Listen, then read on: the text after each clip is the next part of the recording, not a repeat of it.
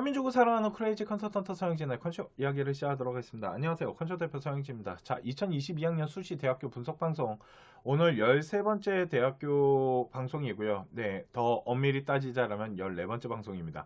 자, 인하대학교랑 아주대학교 수도권의 자존심 두 번째 학생부 교과전형 일명 학교장 추천과 지역균형에 대해서 한번 보도록 하겠습니다. 자, 1부에서 학생부 종합전형에 대해서 이제 각 전형별로 어떤 학생들이 지원하면 좋은지를 봐드렸고요. 오늘 두 번째 시간에는 학교장 추천에 대한 부분을 지금부터 볼 거고요. 끝 부분에 저희가 지역균형, 학교장 추천 교과 합격 예측 컷을 한번 구성을 해봤거든요. 그러니까 그것도 보시면 지원하실 때 아마 도움이 되지 않을까라고 생각합니다. 자, 그러면 인하대학교, 아주대학교, 수도권 자존심 2부 방송 시작하도록 하겠습니다. 아까강. 자, 인하대학교 학교장 추천 전형부터 좀 보도록 할게요. 네, 학교장 추천 전형이라고 하는데 작년까지만 해도 이게 그냥 학생부 교과 전형이었다라고 보시면 되고요.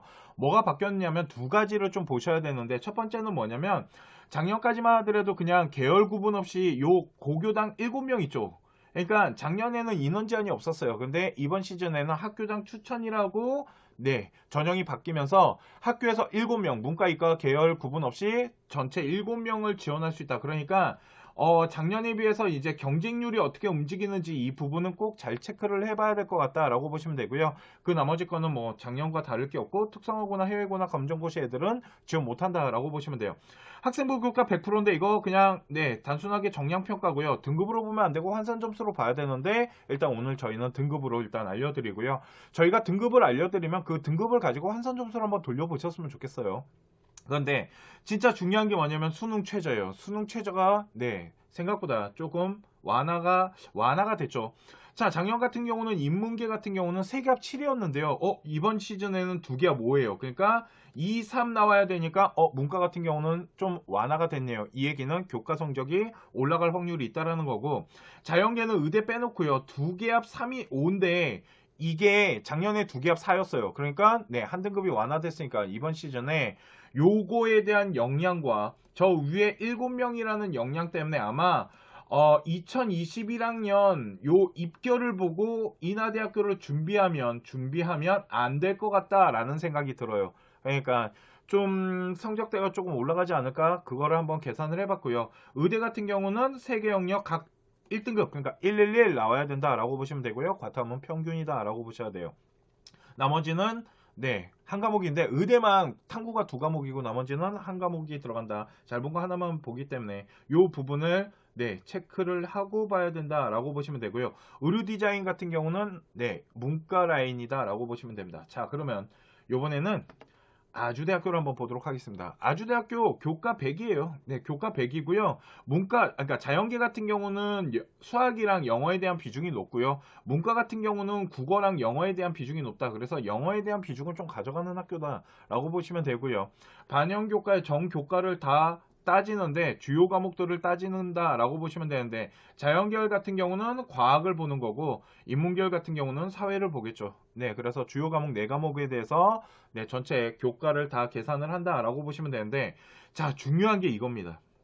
뭐냐면 이제 얘네가 학교 이 고교 추천 전형으로 바꾸면서 뭐가 생겼냐면 최저가 생겼어요. 작년까지만 하더라도 아주대학교는 최저가 없었거든요. 그러다 보니까 내신 등급컵이 생각보다 되게 높게 1등급 대가 막 평균 컷을 만들어줬는데 요번에는 최저가 생겼다라고 보셔야 되고요. 그런데 자연계 같은 경우가 중요한데 자연계가 탐구가 하나가 들어가요. 과탐이 하나 들어가는데 문제는 뭐냐면 2개합 4예요. 둘둘을 만들어야 돼요. 그러니까 이게 인하대보다 더 빡센 겁니다. 지금.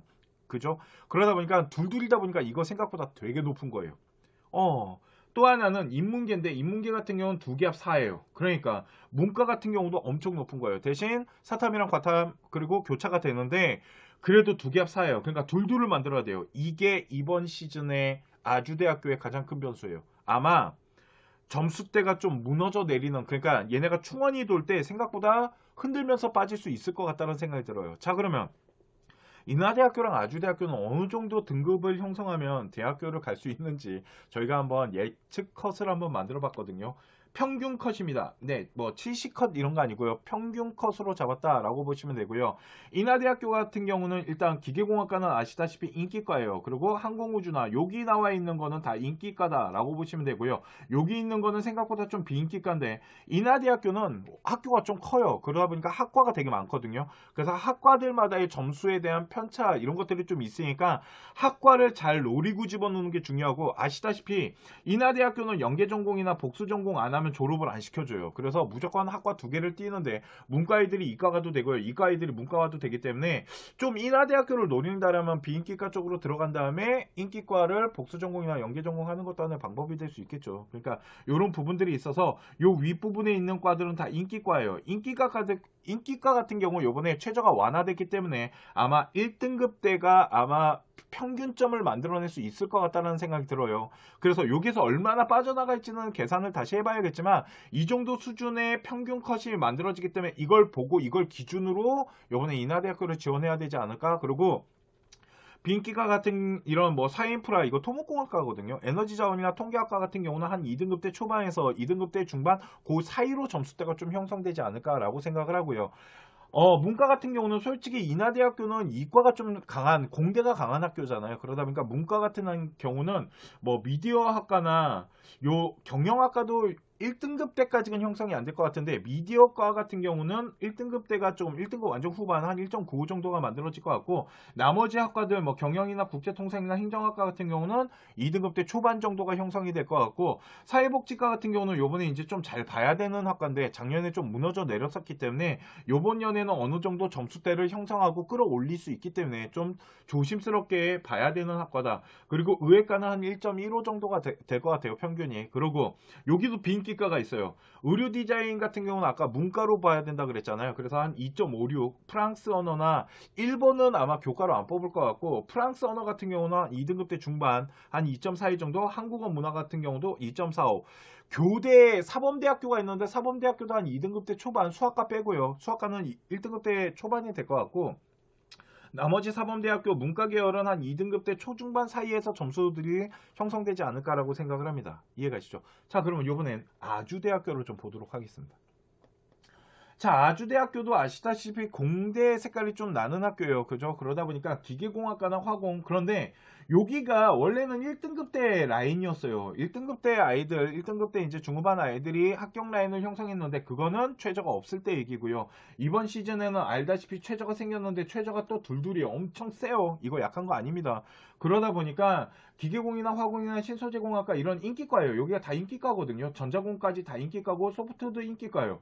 여기까지가 보통 인기과다라고 보셔야 돼요. 여기가 이제 인기 라인인데 인기과 같은 경우는 2등급대 초에서 중반 그 사이로 구성이 될 것 같은데 기계공이나 화공이나 신소재 같은 경우는 2등급대 초에서 중반 사이 그래서 한 2등급대 2.4, 2.45 그 사이 그러니까 그 정도 점수대가 형성될 것 같고 응용화학생명 같은 경우는 2등급대 초반 전자공 소프트웨어 그러니까 전자공 같은 경우 한 2등급대 초반 정도고요. 소프트웨어 라인 일단 컴퓨터 라인은 2등급대 초에서 중 사이로 좀 형성이 되면서 평균 컷은 한 2.45 정도가 만들어질 것 같고요. 교통 시스템이나 물리학과나 화학과 같은 경우는 요번에는 좀 비인기과가 형성되지 않을까라고 해서 2등급대 중반까지 무너져 내릴 수도 있을 것 같다는 생각이 들어요. 왜? 최저가 생겼거든요. 문과 같은 경우도 생각보다 최저가 센 겁니다. 그러니까 아주대 같은 경우는 문과가 요거는 이제 평균 컷이고요. 이 밑으로 이제 충원이라는 게 이루어질 건데 문과 같은 경우는 충원이 생각보다 막 흔들리면서 빠질 수도 있어요. 그러니까 학과나 경쟁률 같은 거 잘 보면 빵꾸 나는 이런 라인이 구성될 수 있어요. 자, 봤을 때 경영학과나 국어국문이나 경제나 행정이나 심리학과 같은 경우 심리학과는 좀 인기과고요. 이 사회 라인이나 정치외교 요 라인도 솔직히 좀 인기과인데 제가 봤을 때는 그냥 문과는 뭉태기로 묶어가지고 점수대가 어느 정도 동일성을 가져가는 현상이 나타날 것 같아요. 그렇기 때문에 2등급대 한 중반 정도도 충분히 지원이 가능해 보이긴 해요. 평균 컷에서 조금 데이터가 빠질 거기 때문에 그래서 경영보다는 경제가 확실히 점수대가 좀 낮게 형성될 수 있다라는 생각이 들고 행정학과나 정치 학과 그리고 사회학과 같은 경우는 2등급 때 중반까지도 충분히 한번 해볼 만하다. 그래서 2등급 때 초에서 중 사이, 고 사이에서 평균점을 만들어내더라도 점수대가 조금 더 빠질 수 있다라고 보시면 되고요. 사학과나 금융공학 같은 경우 사학과는 2.6, 금융공학은 한 2.35 정도가 되지 않을까라고 생각을 해요. 이 비즈니스가 빠졌는데 걔네 같은 경우도 네, 경영학과랑 경제학과 사이 정도 점수대가 형성되지 않을까라는 생각을 합니다. 일단 저희가 보여드린 아주대학교는 일단 평균 컷을 보여드렸는데 요번에 아주대학교는 생각보다 점수대 흔들릴 수 있기 때문에 경쟁률 같은 거 잘 체크하면 네. 우리 아이가 만약 2등급 때 후반이나 막 3등급 때까지도 막, 네, 한번 해볼 만한 이런 것들이 나타날 수 있는 변수가 좀 작용할 거다라고 생각을 하시면 될 것 같습니다. 자, 오늘 제가 준비한 학교장 추천, 지역균형, 교과전형, 인하대학교, 아주대학교 방송은 여기까지 하도록 하고요. 다음 시간에 더, 네, 대학교로, 더 좋은 대학교로 분석해서 또 찾아뵙도록 하고요.